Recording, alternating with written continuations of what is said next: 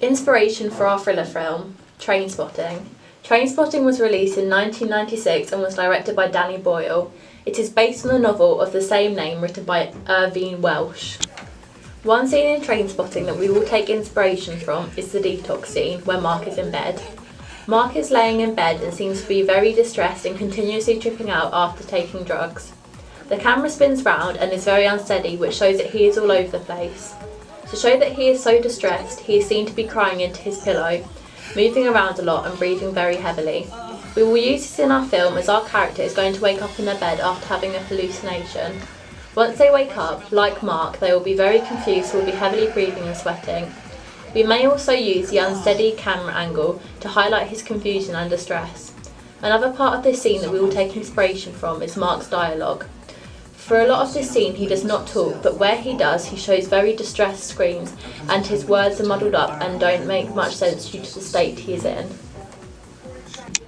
We will also be taking inspiration from the final scene in Trainspotting. We really like the shot that Boyle uses where Mark is walking through a tunnel carrying a bag full of money. Boyle uses a Dutch tilt as Mark walks closer to the camera, and as Mark reaches the camera it pans over to follow his journey down the street. This is a very effective shot to use as it shows you exactly what Mark is doing and where he is heading, so you get a good sense of what is happening. We also like this scene because of Mark's monologue. We will be beginning our film with a monologue from the main character, and Mark's monologue is good to take inspiration from as he is similar to our main character as they are both heroin addicts. During the scene in Trainspotting called A Visit to the Mother Superior, Mark is seen taking a shot of heroin.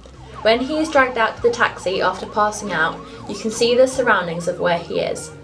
This scene is set in a very bleak, dull town, and the corridor he is being pulled down is also dull, with dark lighting. This makes it mysterious as you can tell that the location is very run down. There is graffiti over the walls and the only source of light is a dim bulb that doesn't produce much light. This reflects Mark as a character, as drug addicts are stereotyped to not have much money and their deals are typically taking place in run-down areas that aren't well looked after.